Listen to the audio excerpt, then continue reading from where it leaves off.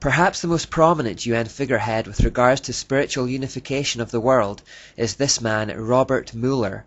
He died in 2010, but was Under-Secretary General of the UN for 40 years, and he is revered within the UN as the philosopher or prophet of hope of the United Nations. His spiritual viewpoints were quite clear. He said, "We must move as quickly as possible to a one-world government, a one-world religion, under a one-world leader."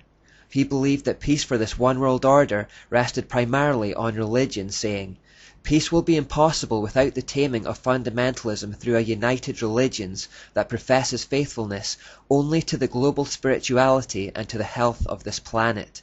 He also said, "My great personal dream is to get a tremendous alliance between all the major religions and the UN." Because he held one of the top jobs in the UN for 40 years, he obviously had huge influence on the goals of the organization, but the problem goes much further than that, because as well as being the driving force behind the spirituality of the UN, he also created something called the World Core Curriculum, which, as the name suggests, is intended to be an education program or framework for the entire world. He is therefore also known throughout the world as the father of global education.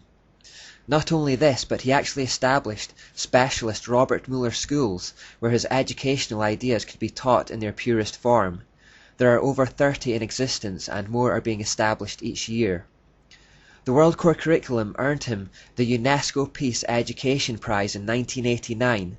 Now, since UNESCO is just an NGO of the UN, that seems a little meaningless to give yourself an award, but anyway, following the plaudits he received from within the UN, he also drew up a framework for world media coverage, as well as a framework for planetary and cosmic consciousness, and a framework for arts and culture. Basically, these are plans for how they might dominate the information flows to influence the mindsets of the world. My focus is the World Core Curriculum because the idea was that the UN issues this document to the nations, who then use it as the framework for their own regional school curriculums.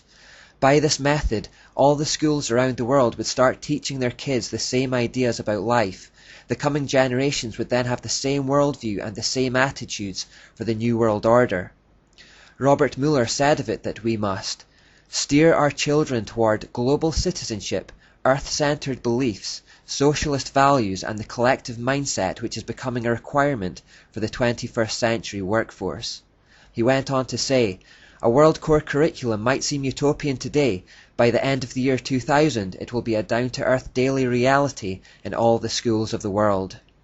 Now, he was a little ambitious with the timescale, but the determination to see it happen hasn't gone away.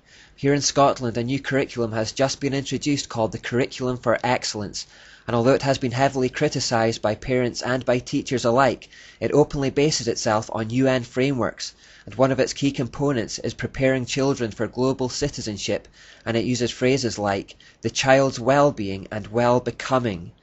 Most people wouldn't pick up on that, but we know from the evolution part that the word becoming is an occult term for the evolution towards godhood. So if this World Core Curriculum is to be the source for national curriculums around the world that will be taught to coming generations of children, we need to find out what's in it. Robert Mueller wrote in the World Core Curriculum notes that the underlying philosophy upon which the Robert Mueller School is based will be found in the teachings set forth in the books of Alice A. Bailey. The school is now certified as a United Nations associated school providing education for international cooperation and peace. So this whole curriculum that is to be implemented around the world and which is to be fed to every child on the planet to prepare them for a one-world government rests upon the philosophies of this one woman called Alice A. Bailey. We better find out more about her.